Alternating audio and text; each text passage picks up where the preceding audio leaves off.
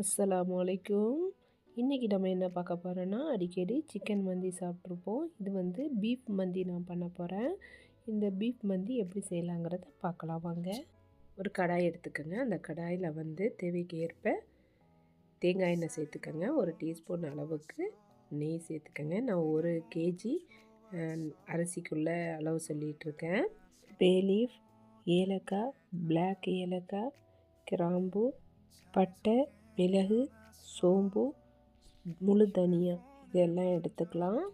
காரத்துக்கு ஏற்ப மிளகாவும் சேர்த்துக்கோங்க. அப்புறம் நீளமாக கட் பண்ண வெங்காயத்தையும் சேர்த்துக்கலாம். வெங்காயம் வந்து ஒரு 4 வெங்காயத்தை கட் பண்ணி எடுத்துருக்கேன்.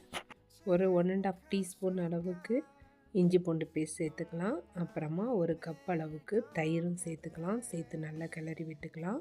அப்புறமா கொத்தமல்லி இலை, புதினா சேர்த்துக்கலாம். இதுக்கு டொமேட்டோ மட்டும் சேர்க்க தேவையில்லை, மற்றது எல்லாம் சேர்த்துக்கலாம் பிரியாணிக்கு சேர்க்குற மாதிரியே. இப்போ வந்து பீஃபை போட்டு நல்லா கிளறி விட்டுக்கலாம். தேவைக்கேற்ப உப்பு சேர்த்துக்கங்க. கொஞ்சமாக தண்ணியும் சேர்த்துக்கலாம்.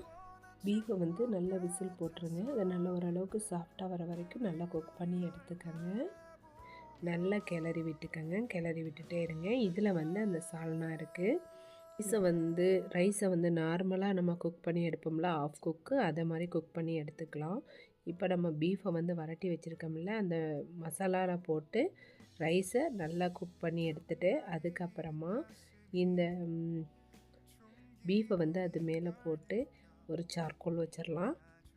இந்த வீடியோ வந்து ஷார்ட்ஸ் வீடியோங்கிறதுனால எனக்கு ஃபுல்லாக டீட்டெயிலாக போட முடியல.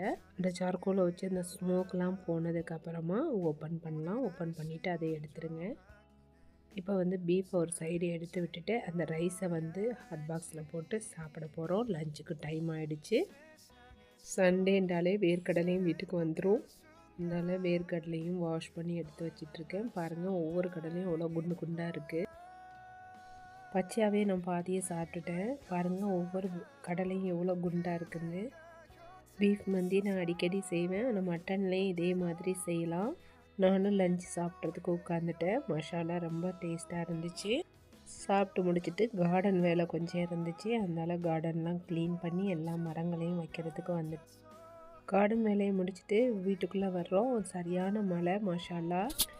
இதோடு நான் முடிச்சுக்கிறேன். இன்னொரு நல்ல இன்ட்ரெஸ்டான ரெசிபியோடு நான் உங்களை சந்திக்கிறேன்.